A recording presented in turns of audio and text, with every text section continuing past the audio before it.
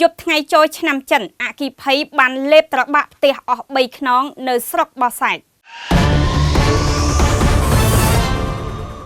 ផ្ទះប្រជាពលរដ្ឋចំនួន3ខ្នងត្រូវបានអគិភ័យលេបត្របាក់អស់គ្មានសល់ចំថ្ងៃចូលឆ្នាំចិនខណៈដែលម្ចាស់ផ្ទះដេកលង់លក់ក្នុងដំណេកកណ្ដាលអាធ្រាត្រហេតុការណ៍អគិភ័យលេបត្របាក់ផ្ទះអស់ចំនួន3ខ្នងនេះបានកើតឡើងកាលពីវេលាម៉ោង 12 រំលងអាធ្រាត្រថ្ងៃទី 17 ខែកុម្ភៈឆ្នាំ